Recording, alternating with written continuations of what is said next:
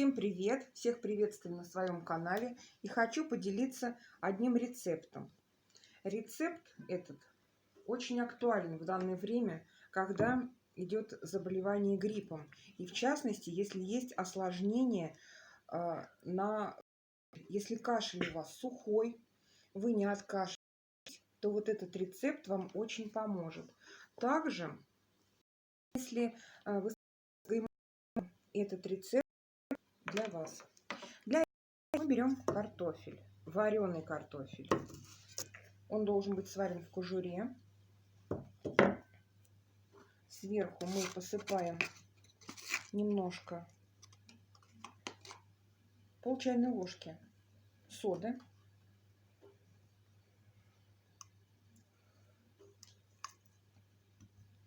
И секретный ингредиент — это звездочка.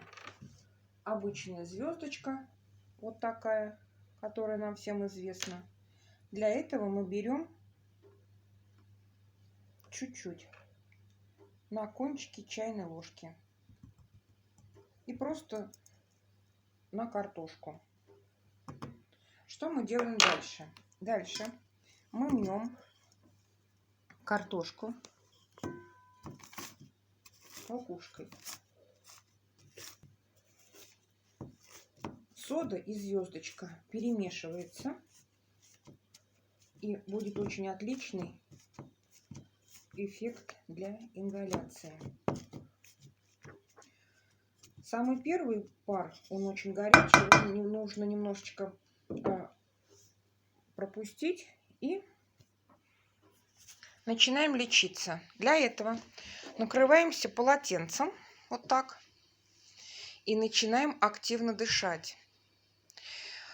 Для тех, кто смотрит первый раз мои видео, я хочу сказать, что это очень эффективный рецепт из записок моей бабушки. Моя бабушка всю жизнь свою проработала сельским фельдшером. И своих людей, своих пациентов она лечила не только медикаментозными лекарствами, но и народными средствами. И вот этим средством я делюсь для вас. Это средство подходит, если вы заболели и у вас кашель сухой, с трудноотделяемой мокротой, или у вас заложенность носа, гайморит присутствует. Вы можете использовать этот рецепт, эту ингаляцию, дышать. Дышать нужно вечером, в вечернее время суток, для того, чтобы потом лечь спать. После этой ингаляции не нужно будет ни в коем случае пить воды, где-то примерно полчаса. Каждый вечер нужно это делать до излечения, от 3 до 5 вечеров. По истечении этого времени вы увидите, какой эффект производит эта ингаляция. Я так думаю, что вам это очень понравится и поможет. Этот рецепт помогает нам, поможет и вам. Вот, это все, что я хотела сегодня вам рассказать.